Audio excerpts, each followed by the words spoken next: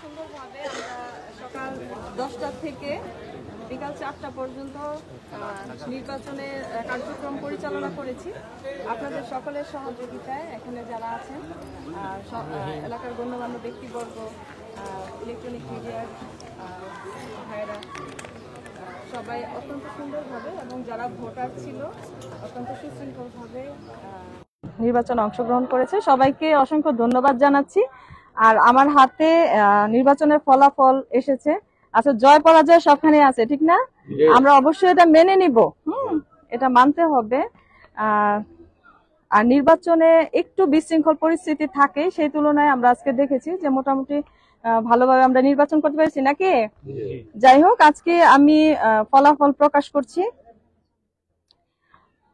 আমি প্রথমে অভিভাবক সদস্য যারা আছেন, আমাদের মোট ক্যান্ডিডেট ছিল 6 জন। হ্যাঁ, তার মধ্যে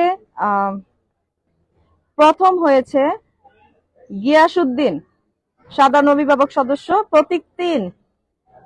উনি 105 ভোট পেয়েছেন। হ্যাঁ, হয়ে 4, উনি তৃতীয় হয়েছেন, 91 ভোট পেয়েছেন। চতুর্থ হয়েছেন আ.প.ম জিমল হোসেন, ওনার প্রতীক 1, উনি 84 ভোট পেয়েছেন। বাকি ভোট বলে দিব। আর বাকি যে দুজন সদস্য ছিল বলে দেই কত পেয়েছে। আব্দুল আজিজ মাল, সাধারণ অভিভাবক সদস্য, ওনার প্রতীক ছিল 2, উনি 73 ভোট পেয়েছেন। এবং মোহাম্মদ আক্তার হোসেন, সাধারণ অভিভাবক সদস্য, ওনার প্রতীক হচ্ছে 5, উনি পেয়েছেন 60 ভোট।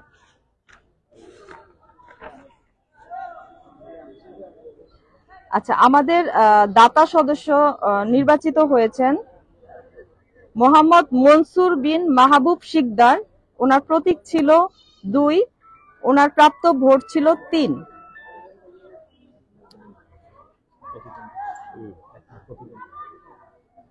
আচ্ছা, এটা বলার দরকার নেই, এত কম ভোট।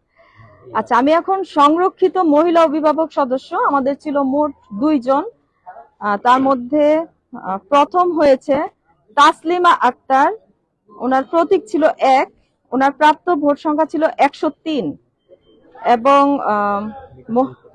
নিকটতম প্রতিদ্বন্দ্বী মোসাম্মদ সেলিনা আক্তার শিপু, ওনার প্রতীক ছিল 2, উনি ভোট পেয়েছেন 91।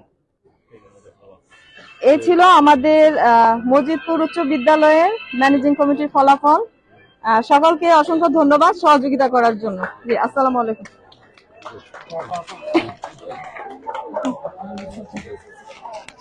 এটা কার?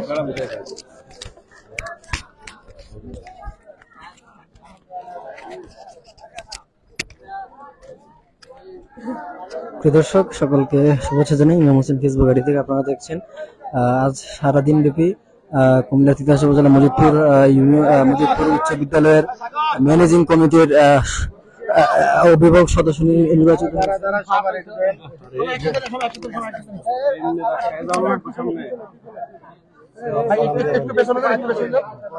এই গিয়াসউদ্দিন ভাই, আপনি আজকে অভিভাবক নির্বাচনে প্রথম হয়েছেন।